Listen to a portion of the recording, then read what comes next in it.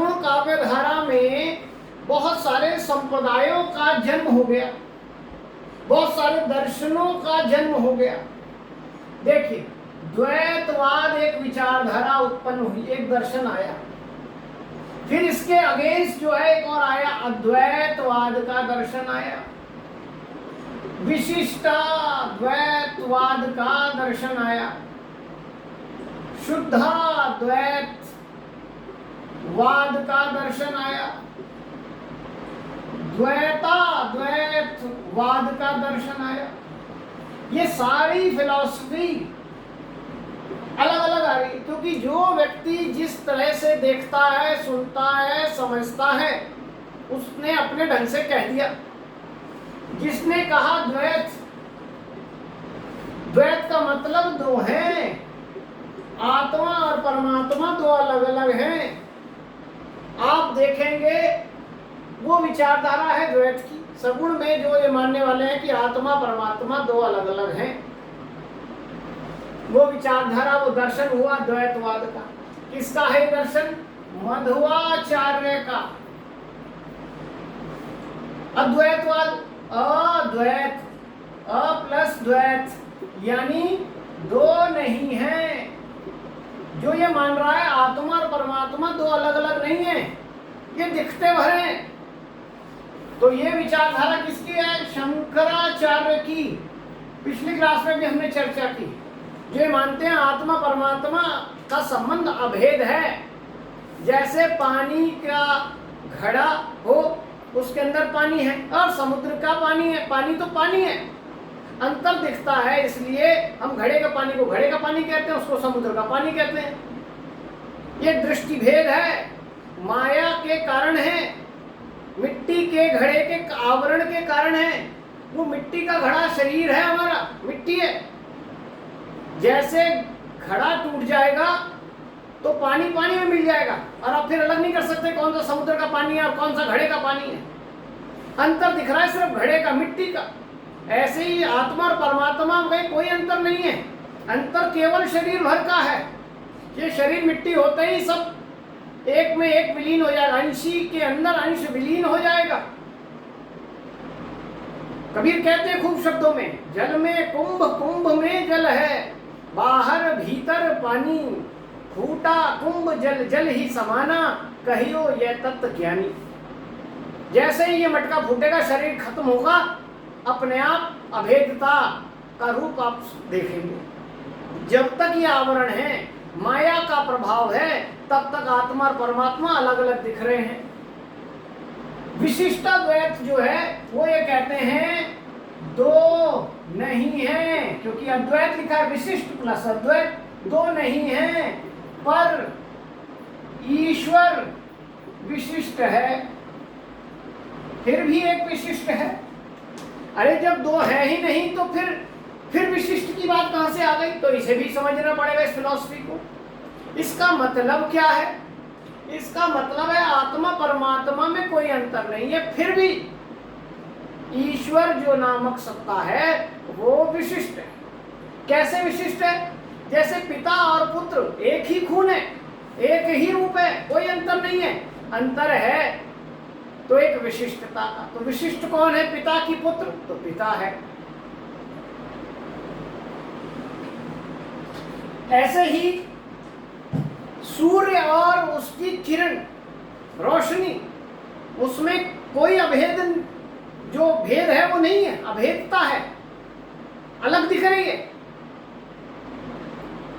लेकिन अगर बोले कि किरण विशिष्ट है कि सूर्य, तो सूर्य विशिष्ट है।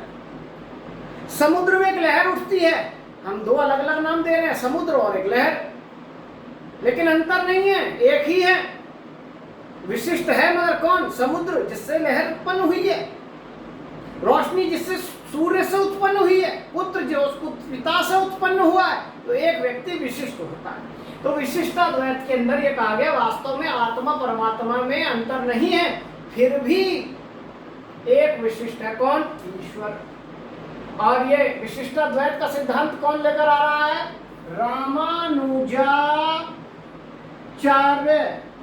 रामानुजाचार्य ला रहे। शुद्धाद्वैतवाद ये कह रहे हैं से अद्वैत है। शुद्ध रूप से अद्वैत है का मतलब शुद्ध रूप से दोनों अलग नहीं हैं, एक ही है। अब ये जो अद्वैत है और ये जो शुद्ध अद्वैत है, इसमें क्या अंतर है?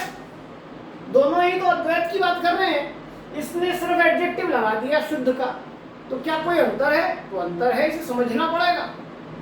ये कह रहे हैं आत्मा परमात्मा एक हैं, अलग अलग नहीं है, दो नहीं है।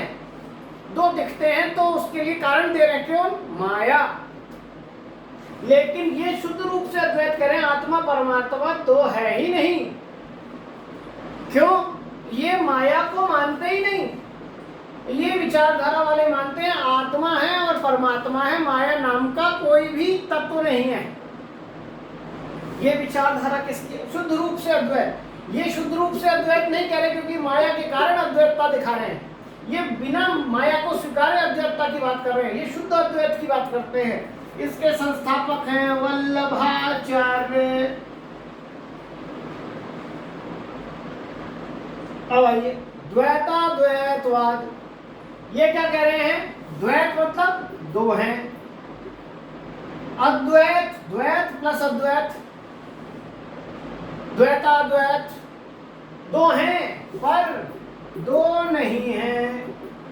देखिए बड़ा विरोधाभासी कथन है, विरोधाभासी दर्शन है। क्या कह रहे हैं? आत्मा परमात्मा दो हैं। दो है का मतलब दो अलग अलग दिखते हैं, एक का नाम परमात्मा और एक का नाम आत्मा, लेकिन फिर भी दोनों दो नहीं हैं क्योंकि दोनों दिख रहे हैं, वास्तव में एक ही हैं। जैसे सूर्य की किरण अलग दिख रही है, सूर्य अलग दिख रहा है, इसलिए दो नाम है, किरण और सूर्य, लेकिन वास्तव में दो नहीं है, एक ही है। जैसे समुद्र और लहर दो अलग अलग नाम है तो दो हैं, लेकिन दो है नहीं, एक ही है। ये सिद्धांत द्वैताद्वैतवाद का सिद्धांत किसने दिया? निम्बार्क ने। ये दर्शन बहुत इंपॉर्टेंट हैं। ये दर्शन एग्जाम में कई बार पूछे जाते हैं। आपसे पूछ सकते हैं ये किसका सिद्धांत है, ये किसका दर्शन है, ये किसका दर्शन है। लोग रट भी जाते हैं लेकिन इसका मीनिंग नहीं जानते क्या है। हो सकता है अब की बार ऐसा प्रश्न आ जाए, जो सिद्धांत ये कहता है कि ईश्वर और आत्मा और परमात्मा दो हैं पर दो नहीं हैं, ये कौन सी विचारधारा है? तो आप संधि विच्छेद करके ही समझ सकते हैं। संस्थापक का नाम, दर्शन करने वाले का नाम तो कई बार आ चुका, लेकिन ये क्वेश्चन आपसे कर सकता है। क्लियर हो रही है ये सारी बातें कि नहीं हो रही हैं? पहले समझ लें। आए, ये जो दर्शन है द्वैतवादी दर्शन, इससे जिस संप्रदाय की स्थापना हो रही है उसका नाम है ब्रह्म संप्रदाय। जिस संप्रदाय ने इस दर्शन को अपनाया उसकी बात हो रही है। अद्वैतवादी दर्शन जो ये मान रहा है कि आत्मा और परमात्मा जो है अलग नहीं, एक ही है, कोई अंतर नहीं है, शंकराचार्य का वो उनका संप्रदाय अपना अलग कोई संप्रदाय नहीं, क्योंकि वो निर्गुण उपासक के रूप में जाने जाते हैं। लेकिन ये विशिष्टाद्वैतवाद वाले जो रामानुजाचार्य वाले हैं, इनका संप्रदाय है श्री संप्रदाय। ठीक ऐसे ही ये जो शुद्धाद्वैतवादी संप्रदाय है, ये इसके संप्रदाय ये कौन से हैं? रुद्र वाले। और द्वैताद्वैत वाले सनकादि संप्रदाय। ये शुद्धाद्वैतवादी जो हैं रुद्र वाले, ये देखिए रुद्र वैसे कहते हैं शिव को, इसलिए कुछ लोग इस पर टिक नहीं लगाएंगे। श्री का मतलब होता है लक्ष्मी, ब्रह्म मतलब ईश्वर, और सनकादि एक ब्राह्मण वर्ग के रूप में जाना जाए। तो कई बार संप्रदायों के रूप में जान लेते हैं। ये भी क्वेश्चन दे सकता है इसका किसका संप्रदाय नहीं है, तो अद्वैतवादी संप्रदाय नहीं है, क्योंकि ये तो संतों का कंसेप्ट है। ठीक है, सगुण में ही चर्चा की है, लेकिन सिद्धांत की भी चर्चा की है, क्योंकि ये सब सिद्धांत हम भक्ति काल में देखते हैं। एक प्रश्न इसमें से जरूर आ सकता है, ठीक है, ध्यान रखेंगे। और इन्हीं सभी को अपनाने वाले हमने आलवार संतों की बात की थी। दक्षिण में संत काव्य धारा का जो रूप है